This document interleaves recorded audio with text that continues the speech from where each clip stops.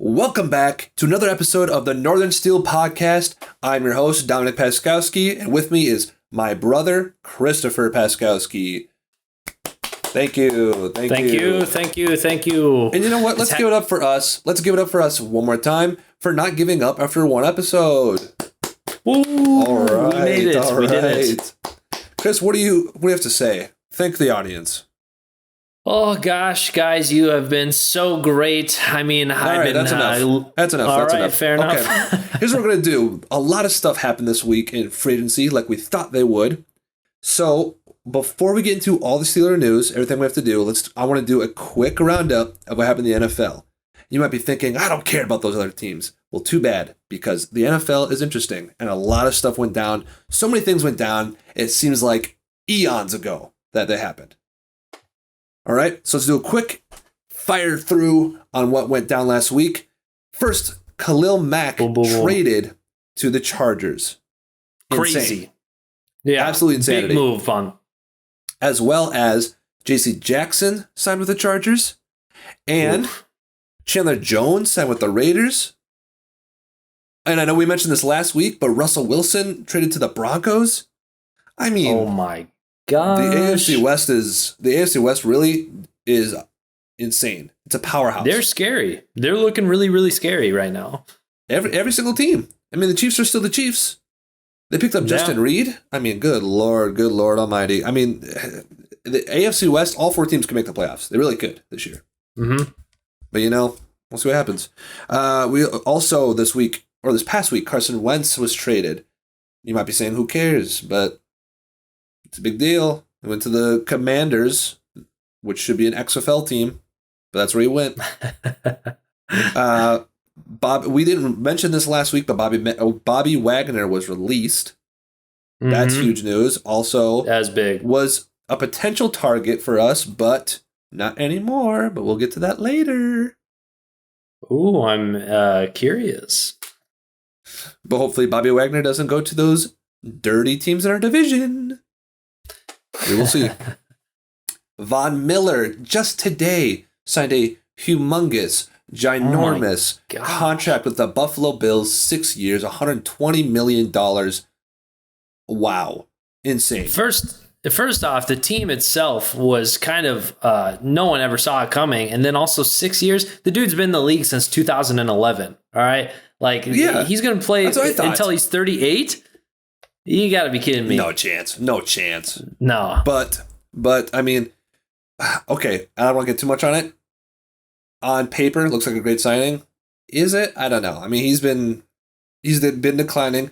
Not like he's not bad, but I mean, he is older. But yeah, no, it's still insane pickup. Now let's still doing the quick roundup. We're going to shift gears into our disgusting divisional rivals. The Ravens, like they always do, they're a well-managed team. You got to give it to them. They had some great pickups this week. They picked up, they have a reunion with Zadarius Smith. They brought him back on the team. They signed Morgan Moses as a left tackle, who we had mentioned last week on our podcast, who's only gave up 2 sacks last year, or maybe the past 2 years. And they also signed Marcus Williams, safety, to a big 5-year contract for the Ravens. Now, okay, you can call me a casual if you want, but the only thing, and I know Marcus Williams, they said he's a star safety. He's so good. He's from the Saints. The only thing I know Marcus Williams from, being from Minnesota, is giving up the Minneapolis Miracle to Stephon Diggs. That's what I know him from. Yeah, it's a fair thing to know him from. So if he wants to tackle some more of his own Ravens players next year, feel free, my man. Feel free. I'm all for it. Let's see. We also have, oh my gosh, the Browns. The Browns signed Amari Cooper. They signed some other people, but here's the thing with the Browns. Okay, the Browns, with signing some people, they released a lot of people, and it sounded like they were rumored to go for Deshaun Watson. Sounds like they're still in the hunt for Deshaun Watson, potentially. I'm going to go on a little rant here, Chris. Do you mind? No, go for it. I do not like the Browns, but for a long time through the years we've been watching the Steelers, I felt bad for the Browns. I felt sorry for the Browns. I wanted them to win. I really did. They went 1-35. I was like, man, how can things get worse? I wanted them to win. They drafted Baker Mayfield. I liked Baker. He had like the cockiness that the Cleveland needed, right? Mm-hmm. And something to pull him out. And granted, that never went away because they stayed cocky. And they did have one winning season. They went to the playoffs. They beat us. Congrats. That's their Super Bowl. But ever since that happened, they've been way too cocky as an entire team and as a fan base after 1 year of success in multiple decades. Now, which has made me despise the Browns and all their people. However, what the Browns organization is doing to Baker Mayfield is disgusting. Agreed. And it's, I feel bad for him. I think it's horrible. And if you're a Browns fan and you actually happen to listen to this podcast, don't know why you would. Why would you? But if you do, just know that your organization, I mean, Juju said it best, man. Browns is the Browns. Mm-hmm. And this organization, if you guys are really going to depart from Baker Mayfield and then also not land Deshaun, hope you guys have got some years of misery ahead of you. That's all I'm saying. All right, rant over. Back to the positive news. Oh, we got some more. I just want to throw in. I got to throw in my own 2 cents for this. It's too big of it. I just. Oh gosh. I mean, talk about such a frustrating move, especially for the Cleveland Browns. I mean, literally, like you and I have talked about this before. Like on paper, such a talented roster, and then so like what they got, and like they've been looking for a franchise guy for so long. I mean. We could probably talk back the last 32 guys in the last 3 seasons that they've had, most likely. But at the same time, like, they finally get a guy like Baker Mayfield. And I'm not saying Baker Mayfield was like, God by any means. But at the same time, like, he did good. And the fact that you could bring a team like the Cleveland Browns to the playoffs, not only to the playoffs, but to get their first playoff win since 94. I don't know, Dom. Maybe you can do the math for me. 94 is a long time. That's older than me. Okay. That's almost as old as me. That's almost as old as me. And that's incredible. And the fact that like these fans, literally the second Watson gets brought up and like, all that, charges aside and everything for them to literally just like take this guy who's literally brought them the only success they've had in so many years and to just say like, hey, good riddance, dude. Like, we're out. And like, he Baker Mayfield made a post on Twitter talking about like his time there and how he's literally given it all to him. And like, in that moment, I literally felt so bad for him because I was like, I feel like you have. The dude's gone out there. He's made it fun for the fans and he's made it like enjoyable to watch.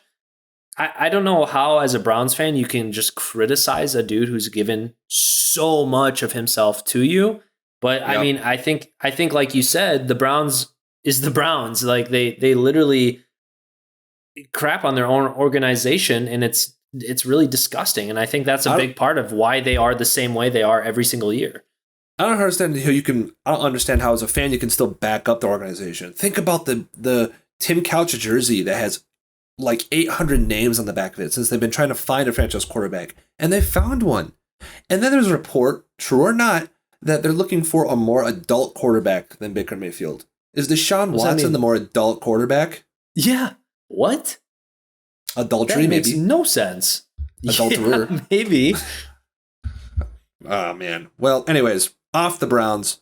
Moving on to more free agency roundup news. Christian Kirk, he got signed to a huge contract for the Jaguars. Hilariously, way too big. Way too big of a contract. Yeah. I really like Christian Kirk as a player, but like the money is not there. I'm sorry. Nope. Jalen Hurts. I have this in a question mark. I don't know.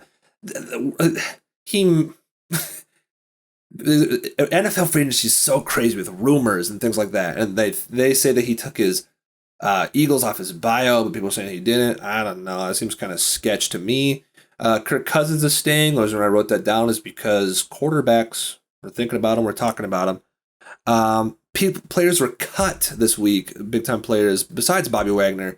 Julio Jones was cut after a year being traded to the Falcons. What a fleece job by the Falcons.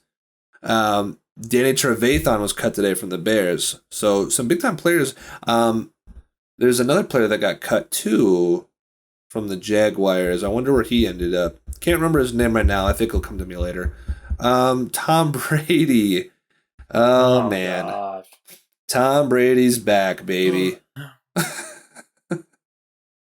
Tom Brady. Look, all I gotta say about Tom Brady is if you're a Steeler fan, I know it's annoying seeing Tom Brady, but at least it makes Ben's Hall of Fame enshrinement way better, because you know that if you had to share the spotlight with Ben, and I'm using air quotations for people listening to podcasts, he ain't sharing no spotlight. That entire night would be about Tom Brady. Tom Brady's the GOAT. He really is. As much as we don't like him, he really is the GOAT. You gotta respect him. I gotta say, the things that did bother me the most about Tom Brady coming back is the little statement that he put with it. And he goes, and I quote, "I have some unfinished business." All right, Tom. I don't know what unfinished business you might have here in the league, but when you have won 7 Super Bowls, more than any franchise has ever won, and what do you have left to prove? Maybe if you went to the Jets, or if you went to the Browns and then you won them a Super Bowl, then I'd be like, okay, yeah, then he literally has done everything. But you don't have to do that. You've accomplished everything that you need to. Why? But whatever. We don't have to get too much into it. I do love that someone bought his last touchdown thrown football for $500,000, and then he came back to the league, so that ball is now worthless. But don't feel bad, because anybody who can spend $500,000 on a football is probably doing okay.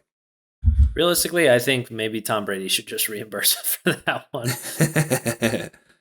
Tom, I mean, what'd you say? You had a tweet, you're like, Tom Brady with his... I mean, everyone's been saying the same joke, but... Oh, well, yeah, it kind of annoyed me, because I think I tweeted it the same time that someone else did.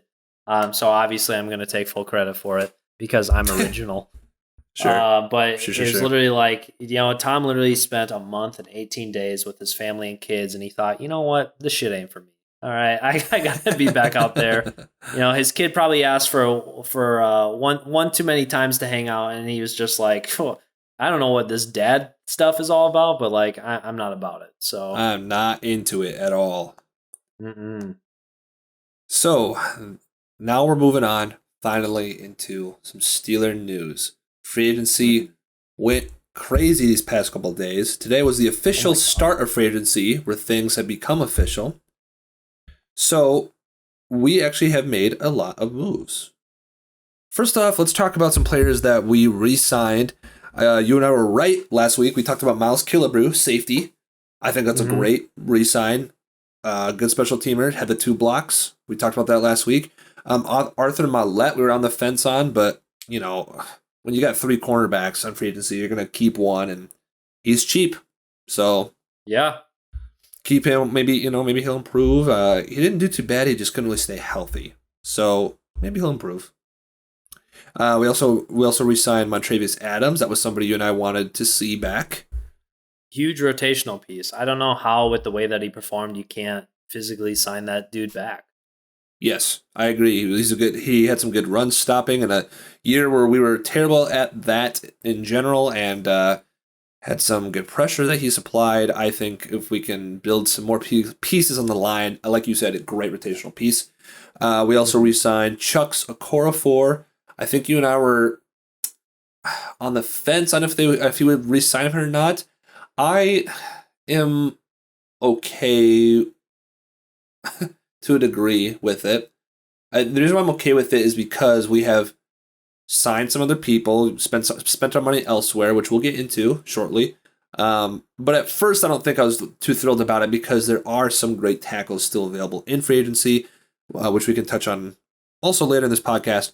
And I also thought the amount they gave him was really high. However, Omar Khan, who does a lot of the financing for the Steelers, he had a great deal set or put in place to where we're not stuck in this contract situation if things don't work out.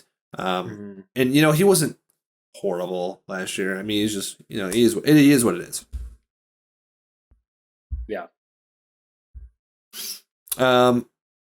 But there's still some other players out there to be signed. Anyone you're hoping to be signed out there, Chris? Resigned, I should say. Resigned. Yeah, so I think a couple of the big targets that we got to be looking at for sure, and I've seen a couple of reports where interests have become way low. Is I would really, really, really, and you and I touched on this last week. Juju Smith-Schuster, Yes. the dude is just too valuable of a player. We are really lacking at that wide receiver position, and that's just something that we need. We can't just depend solely on the draft, especially when we only have two guys potentially right at that position. We need depth. We need a guy who knows the system, and I think Juju's an excellent piece. Aside from Juju, I think Kello is still on there. Witherspoon, Yep. I mean, yeah, and we'll get into it later with all the new guys that we got, but I don't think that necessarily should close the door on him. I think he definitely did enough last year to earn his spot and to maybe get a re-signing. So we'll see what happens there. And then my favorite free agent that's still left out there, who's left to be on sign, is Mr. Bobby Wagner. I know with Miles Jack, it's really I had him on my list originally. I think he's still a great player. I don't think the need is necessarily there anymore because of the guy that we picked up. But at the same time, I think he's an excellent person, a great veteran presence. And I think wherever he goes, he's going to make a difference.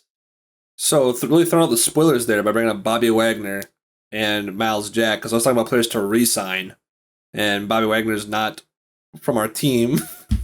But spoiler alert, look out. I mean, of course, you guys already know. This is already over. Let's go to the players we did sign. Biggest hype of today, towards the end of the day, Miles Jack, baby.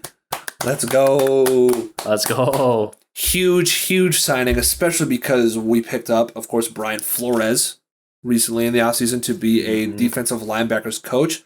Our biggest thing with that was hoping that he can really improve and help and bring out the fire in Devin Bush, the top 10 worthy pick that we put on Devin Bush, which we think he can. I know a lot of people are down on Devin Bush, but I think he can be that kind of star caliber player. And now pairing him with somebody like Miles Jack, who is great in coverage, he's fast, he's smart, he can kind of be the green dot, he can be the leader on that team, and Brian Flores is teaching both those guys. I'm very excited. I'm very excited for that. I think this is the first time since we had a combination at middle linebacker like Ferrier and Foote where I feel like pretty confident in the abilities of our guys in the middle. And I think that was such a lacked aspect of our defense because, when Alu and Tua got hurt and then those runs kind of cut up the middle, like we relied on Devin Bush and then guys like Spillane and Schobert. And Schobert was supposed to be this big signing. Dude did not really make the cut. But nice. Yeah, thanks. I've been working on that one. But it's going to be huge getting a guy like Miles Jack in there. The dude's a game changer, and I'm excited to see what he does in the black and gold. So what we can do, Chris, is I have some Miles Jack highlights. Now, for a podcast, we'll see how this works out. Obviously, this is more of a visual thing. I thought we could, what we try to do is me and Chris decided we're not going to watch any highlights of the new players that we get, and we're going to try to, it's very tough, and we're going to try to react to them on the podcast. Now, of course, we know who Miles Jack is. We know the type of caliber player he is. I mean, he destroyed us in 2017 both times we played him. He gave us the big fat L on his helmet running off the field. There's a picture of it on the playoffs. But now he's on our team. So I thought we could react to that real quick. I'm going to try and share my screen the best I can. And just feel free to we're going to try and talk about it, Chris. We're going to try to do what we can. And let me know if it's just not working out. If it's really laggy. Otherwise, just kind of fake it. My imagine is gonna be laggy. I can see it on my screen that my mouse is lagging around, isn't it? Oh yes, it is. Yeah. Okay. Well, good luck to you. All right. Fair enough. I'll just base my reactions off of yours at this point. Okay. So you have Miles Jack. I mean, he what he does right there is he just stops the run so well, and he forces fumbles too. These highlights that I pulled up here, Chris, I don't know if they're. I think they might be from his career, or maybe from 2021. Here's against the Vikes. He's just right in there, and I believe he forces another He forced another fumble, and we need linebackers to just hit and get in there like that. Oh, that was an amazing play against Joe Burrow too. He jumps up, defends it. That's kind of Devin Bush's old pick. And there's another pick against the Bengals that you like to see come to the division, going around it. This highlight too is a little bit older because it's on Andy Dalton. and look at those skillful moves right there. I saw a little. I saw a little post on Twitter where they're like, "Hey, if you never need a backup at running back, check out Miles Jack because he's got the moves and he has some finesse. He has some swag with everything that he does. I am really excited about his play style coming up for us. He's fast. He's smart. I mean, he can sack the quarterback. As you see there, he's around the ball. I mean, you got people like TJ who can cause.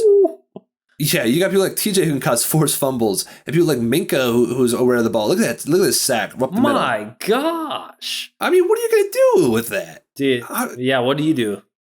And Devin Bush truly actually should be the guy that.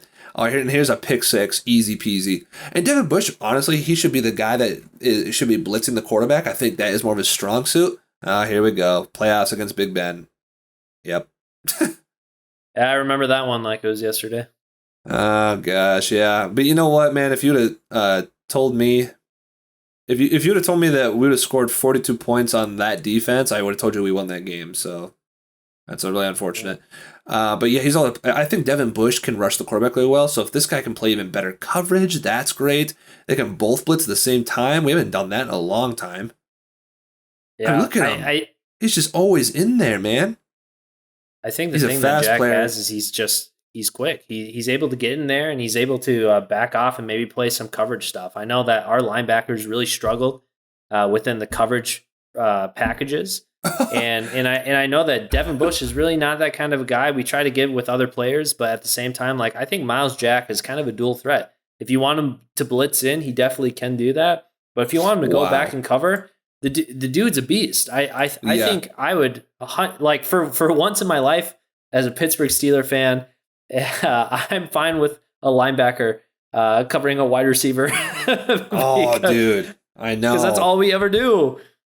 And, oh man, I'm just so excited to watch him and Devin Bush together. I think it's going to be really special. I think he's going to help with the run.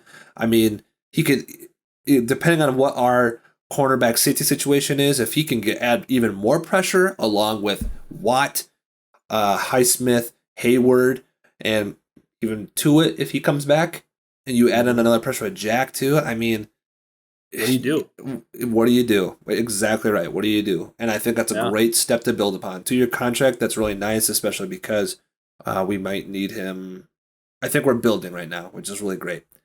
Another pickup we got is Levi Wallace from Buffalo Bills. Okay. Yes, sir. Wallace. Yep, good. Yeah, let's give it up for Levi. Welcome to Pittsburgh, baby. Welcome to Pittsburgh. Have to be honest. When we signed him, I wasn't thrilled is not the right word. I didn't know how to react because I don't know Levi that well. But, again, shout out to Nick Faribault, shout out to Alex Kozora. They've really gave a bunch of great insights on these players. And if you don't follow him on Twitter, you should. And they've kind of really helped us kind of see, you know what, Chris, I think this might be a really good pickup for us. Especially because he's cheap. Mm-hmm. Now, do you care if I go off a little bit on this? Because I feel like for the player that we were very hesitant on, I did some digging and I found some old things, and it's kind of really made me appreciate that a little bit. So a little backstory on Levi Wallace. The dude kind of feels like he's been hit around his entire life. I mean, before getting to college, apparently his father passed away from ALS, and he's kind of been a trooper ever since. He was a walk-on at Alabama. You don't just walk on to Alabama's program with Nick Saban and expect to play, let alone make the team. But he did it. All right. Not until his junior year is where he finally got to play within, I think it was the last 5 games or so. And then he finally got a starting spot his senior year where he recorded 3 interceptions and they won a national championship. And that's huge, right? So, play with Minka. He did play with Minka, which obviously adds a lot of versatility into there and some great dynamic, which is huge. And so not only that, they go into the draft. He gets undrafted, whatever, but he gets signed on to the Bills practice squad. The dude works his absolute butt off, and he gets pulled up. He plays within 5 days.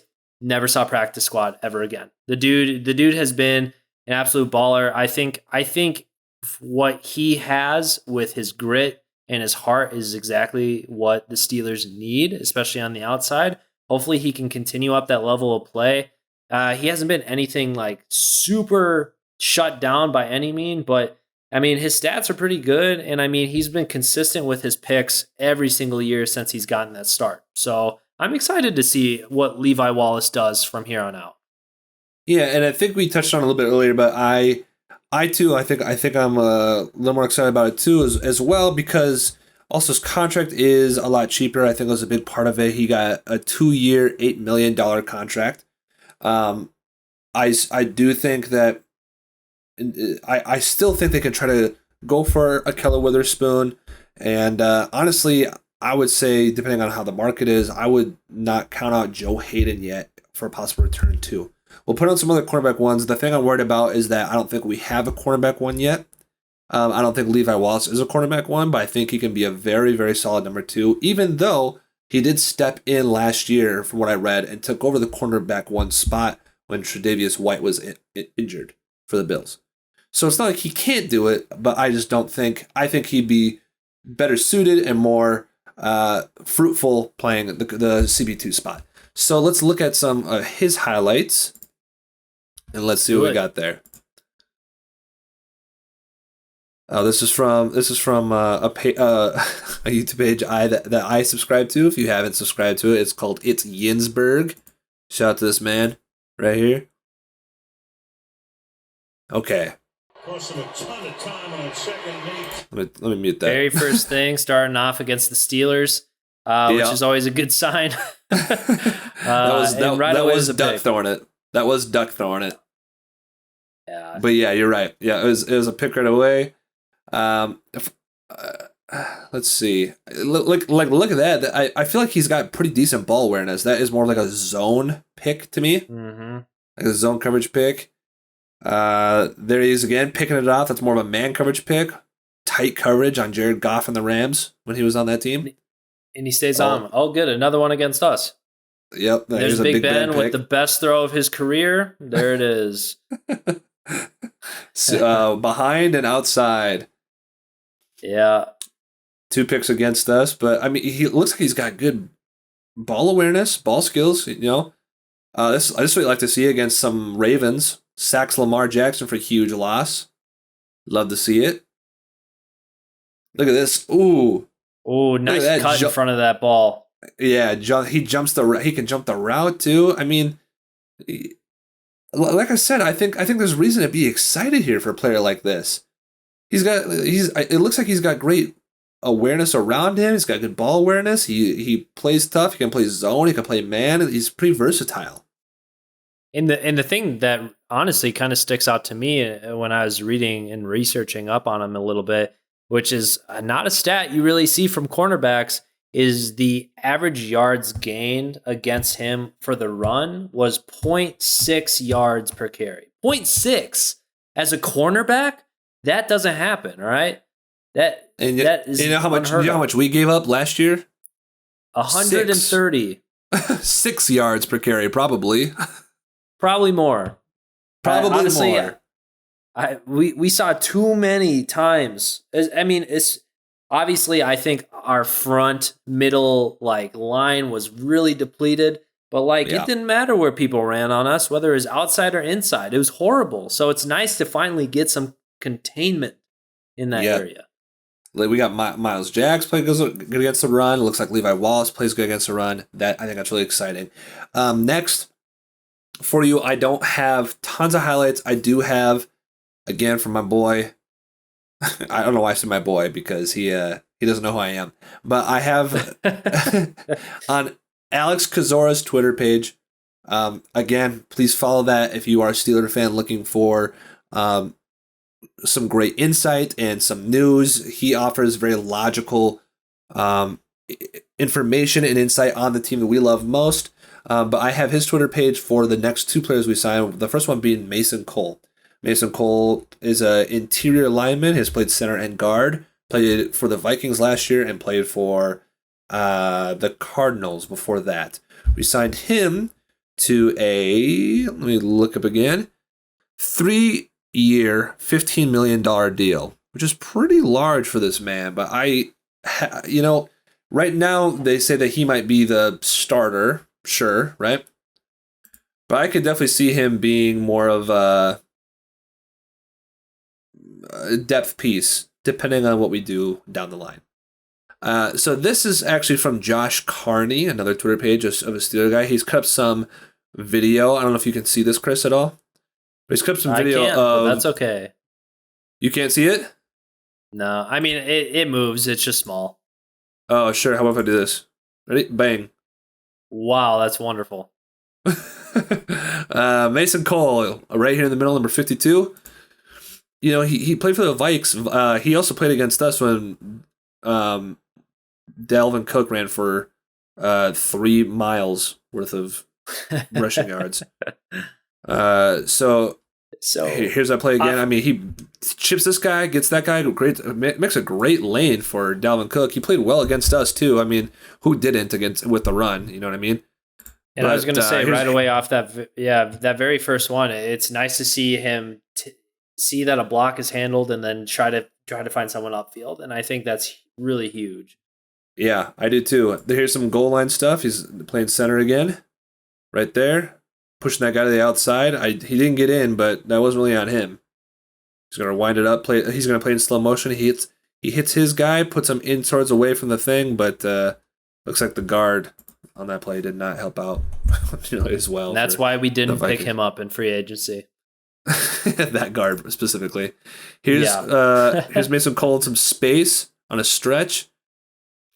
Now I think Josh Carney right here is highlighting some of the negative plays where he's in space. He gets a little confused in space. And this is against the Ravens, so that's not a great sign. Look at, he has no idea what to do. We've seen that a little bit too much from Kendrick Green as well.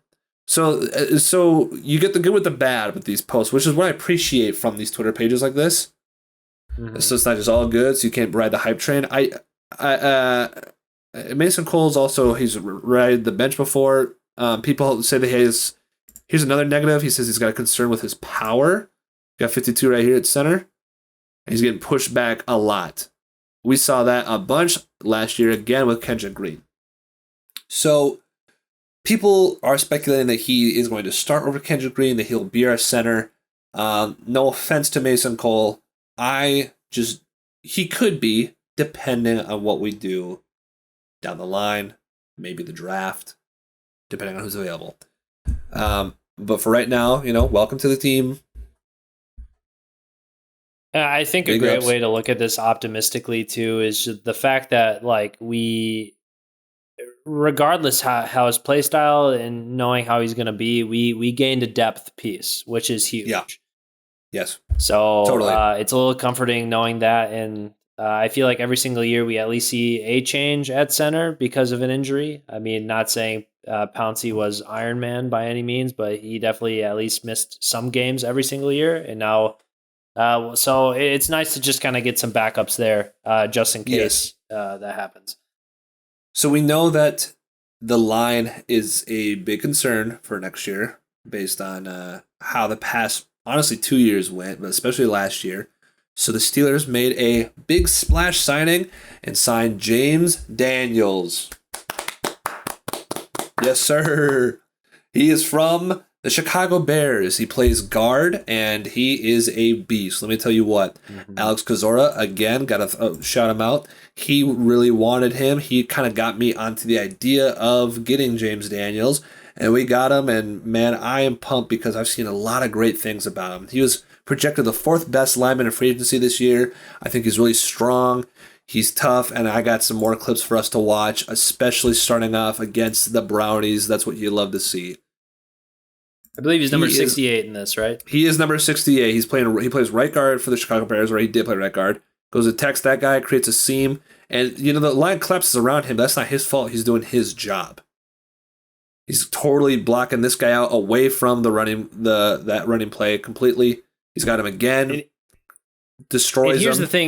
Here's the thing that I really like about him in these exact plays is the fact that he doesn't seem to give up. I feel like far too many times you see a lineman just block until they feel like the running back or whoever is beyond them, and then they stop. This dude literally plays until the whistle is blown, and you see it a couple times. He's pancaking guys. He's bringing them to the ground. He wants to make sure that his person is completely out of the play, which is something I really, really appreciate. He's a great pickup. I think he is smart on the line. He's moving guys around.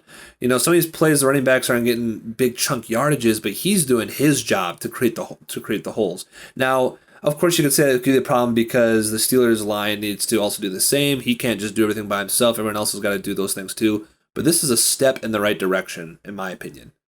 Mm-hmm. And who's to say he can't do everything? Because apparently he also got some center time in Iowa when he played there. So, and apparently the Steelers are now known for making guards play center. So, who knows what's going to happen? An Iowa center sounds good. Just putting that out there for the universe, for everyone to know. An Iowa center would be real nice. Sounds like quite the bomb. You got I don't know what I was doing there. But, we got something to go. Let's just keep going, man. Let's keep rolling. All right, let's go. James Daniels, I think that's a great, like we discussed, great pickup. I was wondering if I had anything more to say about him real quick. Let me search my noggin. Other than what he was signed for? Yeah, sure. We can do what he signed for real quick, and then I just remember what I was going to say about him. And I'll find the clip for the YouTube video for the podcast, your SOL. But James Daniels got a 3-year deal, $26.5 million. I've heard from Bears fans that he deserves every penny. They loved him. They were sad to see him go. That's how you know you got a good player, too. Mm-hmm. So a lot of Bills fans actually were mad that Levi Wallace left, too. So that's also a good sign. And then the one thing I was going to say is I will put this clip in the YouTube video. I don't know if you've seen it, Chris. Have you seen, or any Steeler fan out there listening, there's a clip of James Daniels, and it says, here's the type of player you'll get, and it's on a run play, and he's running to the second level, and there's a safety there, and he tries to hurtle over him, and he just destroys him. James Daniels I've seen just destroys him. So we're getting a big, mean guy. From what I understand, that dude is still in recovery, and we're all of our thoughts and prayers are for him, but James Daniels made him a little kid. Oh, man, he destroyed him. And our final free agency pickup so far, is the man, the legend, Big Mitch. Money Mitch. Big Money Mitch. Mitch Trubisky. 2-year, $14.2 million contract. If you follow our Instagram or our Twitter page, or even our TikTok or our YouTube, we got a bunch of social medias out there. You should follow all of them, actually. It's all Northern Steel Podcast. You can look up anything. We made a funny little video about how all the players we had mentioned last week we were not signing, and other teams were. And then we had mentioned that Mitch Trubisky was going to be a Giant, but now we have him, and we put a sad face on there. However, that is just jokes. I don't think we're really that sad about it. No, I honestly feel like it's a really good pick. I think in the moment, you know, when all these big names are being tossed around you, you're like, man, we could have had this guy or this guy. But I think Trubisky is a really great quarterback. He's a really good bridge quarterback because it gives us now a few options, not only for this year, but the next couple of years. With, I believe it was a 2-year deal for X amount. What was it? 2 or 3 years, Dom? It was 2 years, and it was for. Sorry, I was scrolling away. I was looking for another post. It's 2 years for $14.2 million. And like I said, two years for four, like that's a phenomenal deal. We're not spending a ton of cap space on him. Like I said, a great bridge quarterback. It gives us an opportunity to not only see the quarterbacks in this draft class, but the quarterbacks for the next and the year after. And then who's to say that if things pan out, you in Trubisky plays out of his skill level, or I shouldn't even say that because the dude might actually be a really great pickup for us, that he doesn't end up becoming the permanent starter with the little amount that we're paying him, which would be even a better deal. You know what I'm saying? So, I mean, for what we're getting out of it, for what we're scheming as an organization, I think it's an excellent pickup. And I'm all in on, what was the name? Trubit. No, I think it's Trubisky. See what I did there? I did. I sure did, and I do not like it. ESPN had a graphic that I saw on Twitter that I think is also really interesting for our team. It is you and I both have strong feelings, as well as a lot of fans do, about Matt Canada. Not really the biggest fan right now. However, we do. I don't think you can really. You can toss him out the window, but maybe just hold off a little bit because we were playing with Ben. And Ben wasn't mobile, and it was his last ride, and we're kind of just want to do what Ben wants. But Matt Canada is a big motion guy. Here's a graphic from ESPN with Trubisky with the Bears from 2017 to 2020. His total quarterback rating on motion plays was 68, and non-motion plays was 46. His completion percentage on motion plays, 69%. Nice. And on non-motion plays, 62%. His touchdown interception ratio on motion plays, 29 touchdowns to 7 interceptions. And on non-motion plays, 35 touchdowns to 30 interceptions. Dom, what was the number that you said the first time, the completion percentage? 69%. Nice. It sounds like my kind of quarterback. Indeed. He sure does, because he loves to kiss kitties. Anyways, he as you can see from those numbers, I mean, 29 touchdowns to 7 picks, 69% completion percentage. I'm talking fast. I'm excited. I think that's really great for the offense that Matt Canada is trying to build, actually. And we didn't really watch a lot of Mitch Trubisky, but I got a feeling he's a little more mobile than what we think. But I do got some highlights. Let's check out the new quarterback for the Pittsburgh Steelers. Let's do it. Another video by Itzy Insberg. Shout out my boy, who doesn't know who I am. Thank you, Yinsberg. Man, I really gotta go. Golly, man, it's great that they're just showing Kenny Pickett, because that's making me feel really great about Mitch Trubisky. Here we go. Look at that. So he's very immediately mobile. He can run and he can move out of the pocket. Look at this throw back there with his back foot.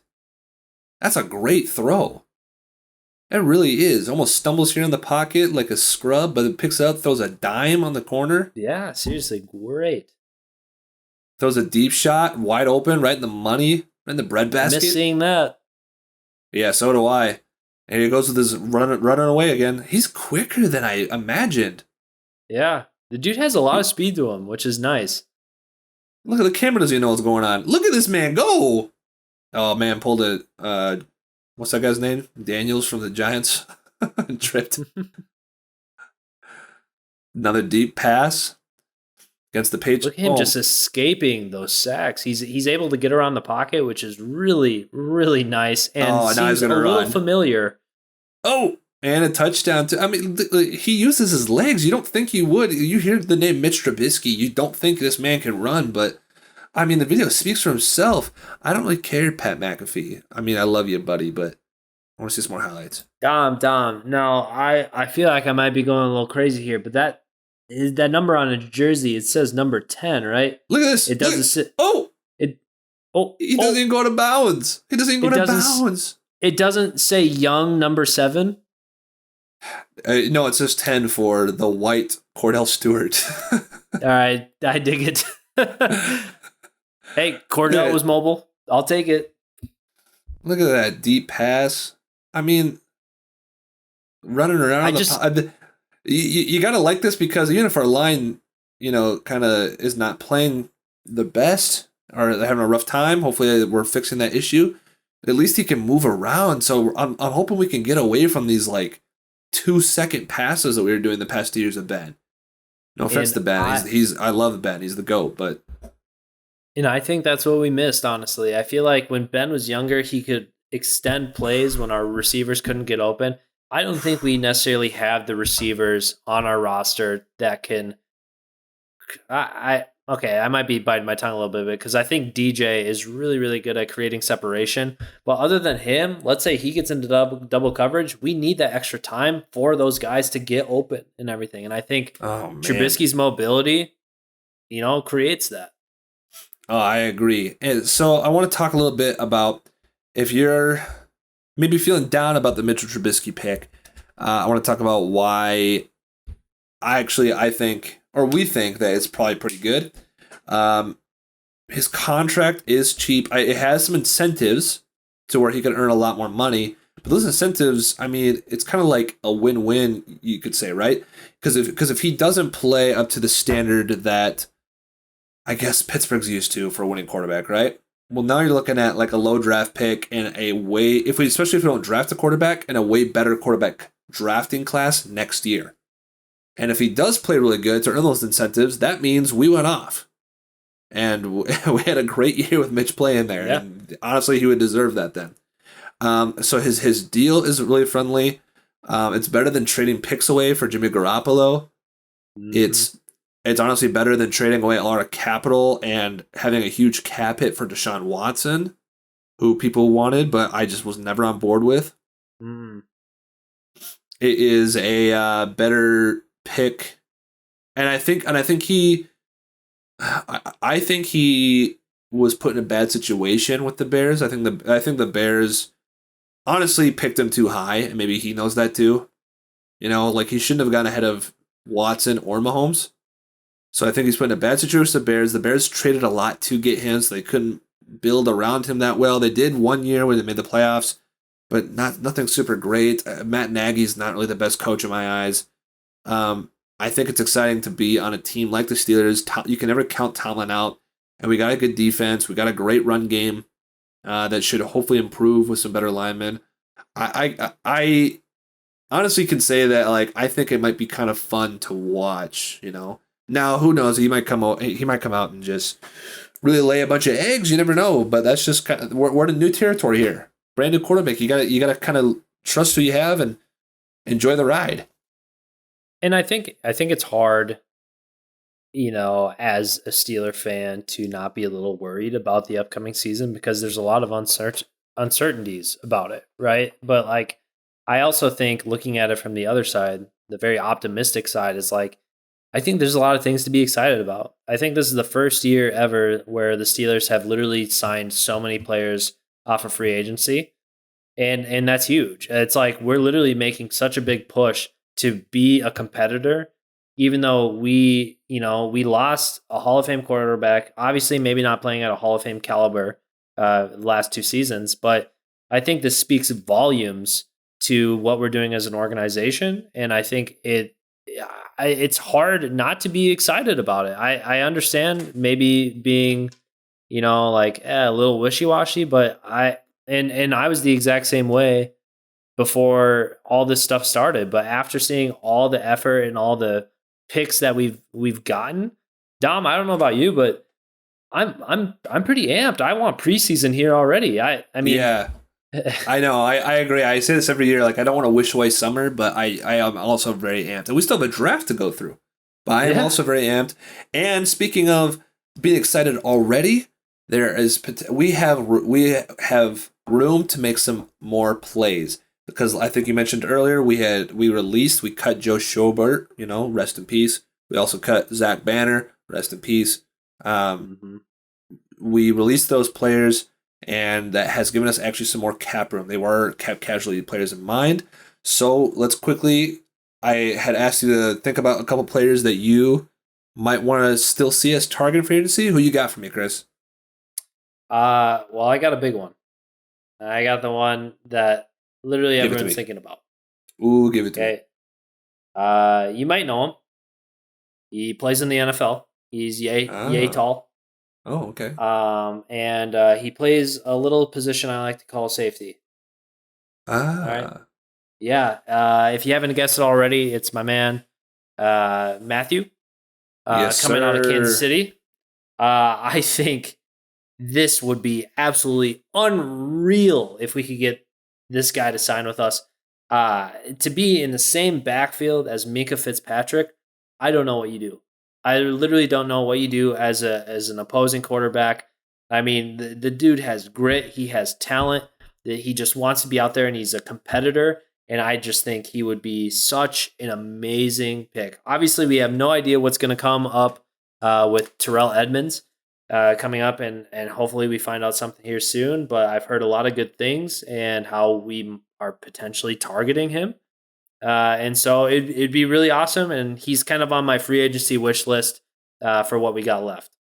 Yeah, he wasn't on ours until these rumors started swirling around. And now the idea's in our head. Because now with Miles Jack, you got to think like, especially if Tuitt comes back, you got to think you got Hayward, Tuitt, Highsmith, Watt, Jack, Bush, Matthew, Fitzpatrick? Are you kidding me? Don't forget my boy Alualu in the middle. Exactly. That is insane. Yeah. Mitch, we might put you in a position where you just need to score like 20 points, dude. That's it. Just score 20. Dude, if even. Exactly. Seriously. I mean, regardless of our corners on the outside, if you have those two guys as being high safeties, like, there's your extra backup right there. Yeah, I think that's a great. Do you have another pick for me, or is that the big one you got? I'll let you go on this next one. Okay, I'm gonna try to make it quick because we're running low on time here. A big concern for me right now is, like I mentioned earlier, is cornerback one. There aren't really a lot of great options for cornerback one left in the draft. I love Joe Hayden. I love to see him back. I want Ahkello Witherspoon back. If those guys don't go, I feel like some of these older guys, you could still throw a contract at and get them hopefully for cheap. I mean, Stephon Gilmore still made the Pro Bowl last year. There's Kyle Fuller from Denver. There's Chris Harris from the Chargers. He's 32, just like Joe Hayden. Pat Pete was rumored he wanted to go back to the Vikings, but Bryce Callahan from Denver, he's a little older as well. Xavier Rhodes is old. There's a lot of these old players. There's Steven Nelson too, who I know he tried to burn that bridge, but I'd still take him back. Casey Hayward, he's older. Mike Hughes, I would take because he was supposed to have some potential there, but I don't know if he'd be a cornerback one. That's the issue. So a lot of those older names, I would still put a cornerback one, I guess, just for veteran experience. And especially someone like Stephon Gilmore. I think if you could somehow land him or Kyle Fuller or whatever, and you got Tyron and Minkah back there, I mean, those are two great guys to help you out in case you're kind of feeling a little old, a little slow. So I think cornerback one, I would still love to see them try to get. But if not, maybe they can get some other positions so that maybe they can hit that a little quicker in the draft. I 100% agree with you. I got one more. Do you have one more, or are you good? I'm totally fine. You continue, sir. Okay, the one more that I want to see us address, Chris, is defensive line. Just because we're really not sure if Tua is staying or going. Like we mentioned before, We respect Tua. Tua can do whatever he needs to do, whatever he feels is right. And if he retires, that is okay. I think we need to potentially get somebody in his place in case he goes. Technically, he plays defensive end, so I don't know how these guys would fit because I haven't done the research on 4-3 to 3-4. So maybe these names that I'm about to say to you won't actually fit, and you'd be like, Dominic, you're a big, dumb idiot, but these are just big names I know of. I still think Dante Fowler Jr. would be super awesome. Akeem Hicks from Chicago would be, I think, a great pickup. Eddie Goldman, who they released as a defensive tackle, could be really great to at least have another depth there. And could be it. I don't think I want Jadeveon Clowney at all. But I think those first three names that I mentioned to you would be really awesome. But Derek Barnett, I mean, I'd take him. He's really young. He could be cheap potentially. Ryan Kerrigan, I know he's really old, but at least that's somebody, you know. Mm-hmm. So yeah, there's definitely some like options. Everson Griffin, he's super old. There's some options. I saw the Vikings are trying to trade for Daniil Hunter. I mean, they're probably asking for a lot, so I don't think we should do that. But I you know, until we get some information about Tua, which we don't need. They don't need to release that to us. We don't deserve that. I know a lot of fans are like, they need to tell us what's going on with Tua. I disagree. He's going through a lot of personal stuff. He can make any decision he wants to. But when they want to, when they want to release that to the public, I think we need to kind of make those decisions sooner than later. Mm-hmm. Okay, so the last thing I want to talk about in this podcast, thanks again for sticking along with us and listening to us ramble on about the team we love most in the black and gold. I wanted to talk briefly about, with the re-signings and the signings we have made, Chris, what is a way too early prediction on what you think the goal is for the season that the Steelers are trying to put together? That's a really good question. And honestly, I don't know if I have a really good answer for you. I obviously the optimist Steeler fan in me says that this team that we're building around right now, they're looking pretty good. And I mean, like, obviously addressing a lot of those defensive pieces, and especially seeing what we get later on in free agency, or if not the draft, could be a big sign as far as what we're going for.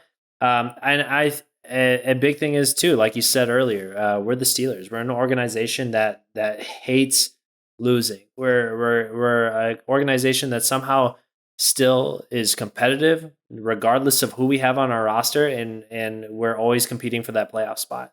And I think nothing of that changes. You know, Tomlin's still on the team. We have guys on our team like Hayward and Watt, who we do not want to waste years for. So I think the goal is always to win. We always want to put ourselves in a position to win. I think first things first. Let's see how the first part of the season goes, but I think playoffs is the first goal, to see how we do with this team, and then seeing what other signings we can get to maybe push us to that big game. Yeah, I think that's well said. I think what they're doing shows the fans and it shows the rest of the NFL that we're not going to lay down and die like a lot of us think we're going to, but we know that they're never going to do that. Where I think what is a way too early prediction is that we are building for the future. I still think that you kind of have to keep your expectations low, and we're still kind of looking out for individual performances. I think it'll be fun to watch the defense and watch how certain players maybe rise to the occasion, some of these new additions, how players can become better. It'll be nice to see how Najee does in his second year, how someone like Mitch will do. Yes, sir. How someone like Mitch will do in this year. But one thing I'm sure to remember is that the AFC, especially this year, is so strong. The AFC West, like we just talked about, is absolutely nuts. I think every team can make the playoffs. The Ravens, I think, will be good again, barring an unfortunate 30 people on IR. They'll be really good. And honestly, my pick to potentially win the Super Bowl next year. I think the Bengals are going to be really good again, at least very solid. And the Browns, if they get to Deshaun Watson, they'll probably be good. But whatever, it's just a tough conference in general. The Titans are still there. You know, the Colts are trying to make their own moves. it's a very, very tough conference. There's a reason why Tom Brady came back to play for the Buccaneers because nobody plays in the NFC. It's an easy road to a Super Bowl. That's true. I mean, who you got to play against? Aaron Rodgers? All he does is choke, which I will remove from the podcast if he joins the Steelers next year. But let the record show. But I mean, it's just an easy route. So if you're a Steeler fan, I think with these moves today, it is very exciting. Be excited. Be positive. This is a new fun. era. Yeah, this is fun. This is great. But keep those expectations low. We all want to win a Super Bowl. It's been way too long. But I think we're building. I think we're trying to plant some seeds. We're trying to find our new identity, and we're building there. And kind of let everyone else knock each other out in the mouth while we do that. So, with that being said, thank you so much again for listening to our second episode of the Northern Steel Podcast. You can follow us on Instagram, on Twitter, on YouTube, on TikTok, if you want to. It's all under the Northern Steel Podcast. I messed up the outro again. I blew it. Episode 3 is going to be good. I am Dominic Paskowski. This is Christopher Paskowski. Thank you again so much. Here we go, Steelers. Here we go. All right. Peace out. Thanks, guys. Peace.